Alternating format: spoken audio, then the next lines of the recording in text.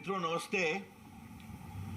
एक बहुत ही महत्वपूर्ण विषय पर पार्टी की ओर से टिप्पणी करने के लिए आपके बीच आया हूं। ये एक ऐसा मामला है जिसका अंतर्राष्ट्रीय भी इंप्लीकेशन है, राष्ट्रीय इंप्लीकेशन है और राष्ट्र की सुरक्षा से भी इंप्लीकेशन है। और यह विषय राहुल गांधी के संबंध में है। गुलाम नबी आजाद, बाकी पूर्व कांग्रेसी नेताओं पर जो अडानी को लेकर राहुल गांधी अपनी बात कहते हैं, उस पर मुझे कुछ नहीं कहना है, उनके बीच की बात है। लेकिन गुलाम नबी आजाद जो कांग्रेस में 50 साल तक रहे, केंद्रीय मंत्री रहे, जम्मू कश्मीर के मुख्यमंत्री रहे, विपक्ष के नेता रहे, कांग्रेस के महामंत्री रहे और उन्होंने इंदिरा गांधी, राजीव गांधी जी, सोनिया गांधी जी सबों के साथ काम किया है। उन्होंने एक बहुत ही गंभीर आरोप लगाया है कि राहुल गांधी जब भी विदेश जाते हैं तो कई अनडिजायरेबल बिजनेसमैन से मिलते हैं। और गांधी परिवार के प्रति मेरा सम्मान है, लेकिन गांधी परिवार का कई व्यापारी घरानों से संबंध है। Mr. Ghulam Nabi Azad has clearly stated that whenever Mr. Rahul Gandhi goes abroad, he meets many undesirable businessmen. And the Gandhi family has close association with many business houses. थोड़ा मैं आपको सुनाना चाहता हूं। For a tweet from Mr. Rahul Gandhi mentioning your name and associating with Adani and all, how do you feel after seeing that tweet? It is shame. Rahul Gandhi saying, I have never any association with any businessman, whereas their entire family had all along the association with businessmen, including him. I still want, because I have a great respect, I have a great respect for the family. I don't want to speak anything. Otherwise, I can give 10 examples where he would go and meet even outside the country to meet even people who are undesirable businessmen. तो मैंने कोई अपनी बात नहीं कही। अभी गुलाम नबी आजाद ने जो टिप्पणी की वो आपको सुना दिया। इससे एक बड़ा सवाल उठता है कि राहुल गांधी हर 4-5 महीने के बाद विदेश जाते हैं। किससे मिलते हैं राहुल गांधी जी? क्योंकि बाकी तो जाते हैं तो क्या क्या बोलते हैं कि भारत के लोकतंत्र पर ही सवाल करते हैं, वो चर्चा हम लोग कर चुके हैं। लेकिन राहुल गांधी किससे मिलते हैं? ये अनडिजायरेबल बिजनेसमैन कौन है? ये देश जरूर जानना चाहेगा। और हम चाहेंगे कि ये बात सच्चाई देश के सामने आनी चाहिए कि राहुल गांधी जी जब भी विदेश जाते हैं तो किस तरह के अनडिजायरेबल एलिमेंट से, बिजनेसमैन से, अवांछनीय बिजनेसमैन से वो मिलते हैं और उनके मिलने का एजेंडा क्या होता है। और दूसरा सवाल ये उठता है कि जब भी राहुल गांधी विदेश से भारत लौटते हैं तो उनका और हमला तेज हो जाता है। जरा शांत रहिए। तेज हो जाता है भारत के ऊपर, प्रधानमंत्री के ऊपर, भारत की प्रगति के ऊपर।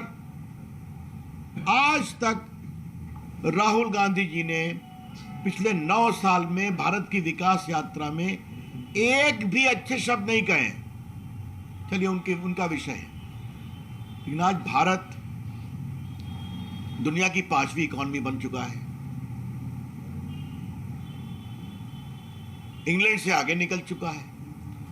भारत का आईटी सेक्टर, भारत का डिजिटल सेक्टर, भारत का स्टार्टअप सेक्टर। याद करिए कि जब कोरोना काल में मेड इन इंडिया वैक्सीन ने दुनिया में अपना परचम लहराया तो उसका भी विरोध कर रहे थे कि कौन सी वैक्सीन है। तो क्या Rahul Gandhi anti India businessman के इशारे पर भारत को कमजोर करने की कोशिश कर रहे हैं और मोदी जी के खिलाफ अभियान कर रहे हैं? मैं फिर कहूंगा ये अनडिजायरेबल बिजनेसमैन विदेश में कौन है? और जब भी राहुल गांधी उनसे मिलकर आते हैं तो भारत के खिलाफ, मोदी जी के खिलाफ, भारत की विकास यात्रा के खिलाफ उनकी जबान और तल्ख हो जाती है। ही बिकम्स मोर एग्रेसिव। तो कहीं ना कहीं भारत की अंतर्राष्ट्रीय छवि को कमजोर करने के मामले में जो इस तरह के अनडिजायरेबल बिजनेसमैन विदेश में काम कर रहे हैं, राहुल गांधी उनके साथ तो काम नहीं कर रहे हैं।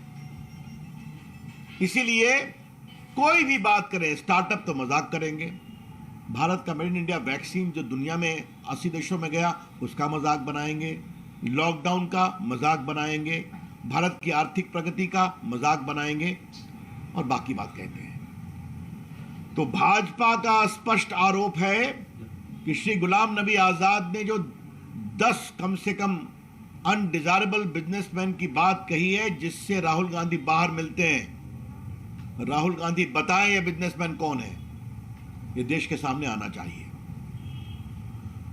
दूसरी बात कि राहुल गांधी का एजेंडा है क्या, वो चाहते क्या है? राहुल गांधी ने आज तक बोफोर्स के खिलाफ कुछ कहा? आज तक कोतरोकी को कैसे भगाया गया हिंदुस्तान से, और कोर्ट के आदेश के बावजूद तत्कालीन कानून मंत्री हंसराज भारद्वाज ने अपने लॉ अफसर को भेजकर लंदन में जो उनका डील का मनी छुड़वाया बैंक से जो सीज था, इस पर कुछ कहा? क्या राहुल गांधी ने नेशनल हेराल्ड केस में वो बेल पर है अपनी माताजी के साथ 5,000 करोड़ की संपत्ति, क्या दिल्ली, क्या लखनऊ, क्या चंडीगढ़, क्या मुंबई, क्या पटना, ये सारी प्रॉपर्टी जो नेशनल हेराल्ड ट्रस्ट की थी उसको उन्होंने फैमिली ट्रस्ट बना करके ले लिया और उनका सब लोन माफ कर दिया कांग्रेस पार्टी की। और आज उनकी और उनकी माताजी का 76% उसमें स्टेक है। उस पर क्रिमिनल केस चल रहा है, बेल नहीं मिला उनको। इस पर उनको क्या कहना है? ये जो पूरा ऑगस्टा वेस्टलैंड का मामला है जिसको लेकर उनके परिवार की कुछ चर्चा भी हुई है, इस पर क्या करना है? बाकी में 2G और कोयला घोटाला और कॉमनवेल्थ और आदर्श कॉपरेटिव की चर्चा तो कर चुके हैं, लेकिन ये जो पूरी बातें सामने आ रही हैं, राहुल गांधी इस पर कुछ नहीं बोलते। और ऐसे कांग्रेस पार्टी के नेता, मैं फिर रिपीट करूंगा, जो 50 साल से अधिक कांग्रेस में समर्पित रूप से काम किए, क्या इंदिरा जी के साथ, क्या राजीव गांधी के साथ, क्या नरसिम्हा राव के साथ, क्या सोनिया गांधी के साथ, मुख्यमंत्री, कैबिनेट मिनिस्टर, महामंत्री, कई प्रदेशों के प्रभारी, मतलब कांग्रेस की अंदरूनी बातों को जानने वाले, आज उन्होंने कहा मैं जानता हूं कि ये विदेश जाते हैं तो अनडिजायरेबल बिजनेसमैन से मिलते हैं।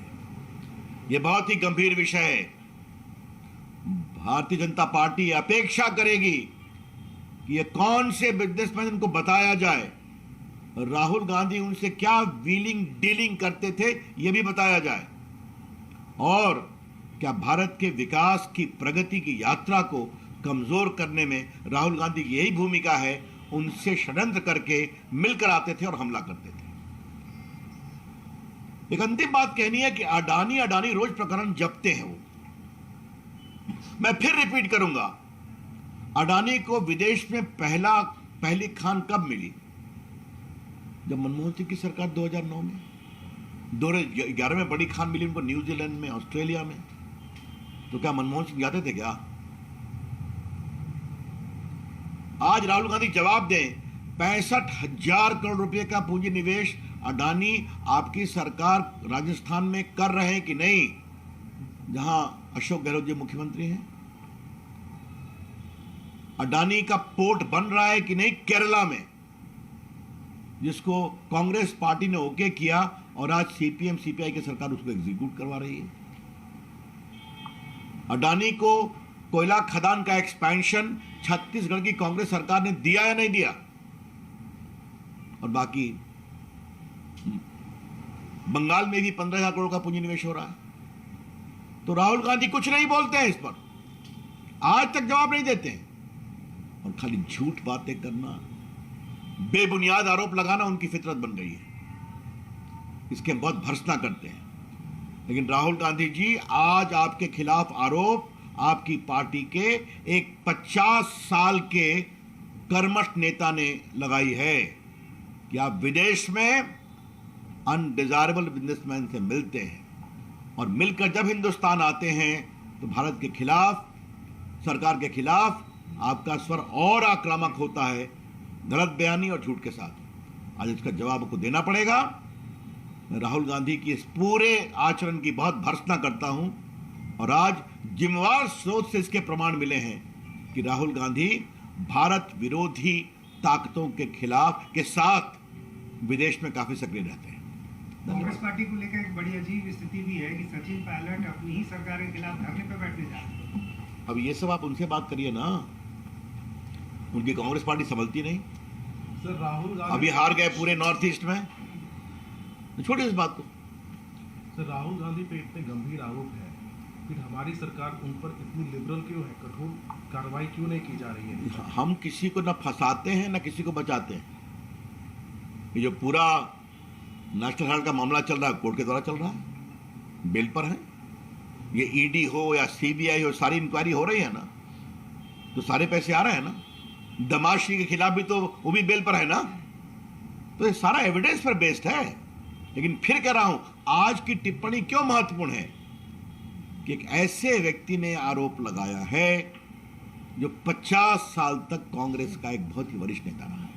प्रधानमंत्री नरेंद्र मोदी जी के डिग्री को लेकर के जो विवाद चल रहा है, तो उस पर एनसीपी नेता शरद पवार ने भी कहा ये सब फालतू की बात अब है। चलिए छोड़िए इस पर। अब हताशा में दी गई अरविंद केजरीवाल की टिप्पणी पर मुझे कुछ नहीं शरद कहना। पवार जी ने कहा है कि आज का विषय राहुल गांधी का है, ठीक और है। बिहार की बात भी कर लीजिए, स्टार की पॉलिटिक्स चल रही है, नीतीश जी और राहुल पर कुछ और कहना है? नरेंद्र सिंह तोमर ने भी कहा राहुल गांधी को लेकर के हो गई बात। मैं पार्टी की ओर से अधिकृत बोल रहा हूँ ना, और कोई बात? बिहार की बात मैंने एक मिनट, राहुल गांधी पर कोई टिप्पणी तो नहीं। नीतीश कुमार बिहार पर एक ही टिप्पणी करनी है। नीतीश कुमार जी लोकतंत्र लोक लाज से चलता है और लोक लाज का यह भी तकाजा होता है कि रामनवमी की शोभा यात्रा भी निकले, ताजिया भी निकले, मुहर्रम भी निकले, नवरात्रि भी हो, शिवरात्रि भी हो। क्योंकि हिंदुस्तान की बगिया में कई फूल हैं, तो हर फूल को अपनी आस्था को मनाने का अधिकार है, वो अवसर मिलना चाहिए और आपको सुरक्षा भी देनी चाहिए। क्या संदेश दे रहे हैं आप कि आपके गृह जिला नालंदा या सासाराम में अभी तक तनाव है, लोग परेशान हैं, और अब तो मीडिया के लोगों ने बता दिया कि वहां पर अगर पूरी पुलिस सख्त होती जैसे पिछले बार थी तो ये घटना नहीं होती। तो आप इफ्तार करिए, अभी आपका अधिकार है, बड़ी टोपी भी पहनिए। आप संदेश क्या दे रहे हैं, ये बड़ा सवाल है, और इसका उत्तर मैं श्रीमान नीतीश कुमार के ऊपर छोड़ता हूं। वो बार बार कहते हैं मैं सबको साथ लेकर चलता हूं। ये कौन सा है आपको सबके साथ लेकर चलने का आपकी सोच, और क्या है आपका सुशासन? अच्छा होता कि इफ्तार भी खिलाते और नालंदा भी जाते और लोगों को मरहम लगाते, सासाराम भी जाते। धन्यवाद। चलिए अब बस इस पर एक जातीय अब आज का विषय राहुल गांधी का है। Thank you. नीतीश कुमार नहीं के वहाँ आप कौन? जो आगे की थी बगल में नीतीश कुमार अब चलो भैया, हो गया।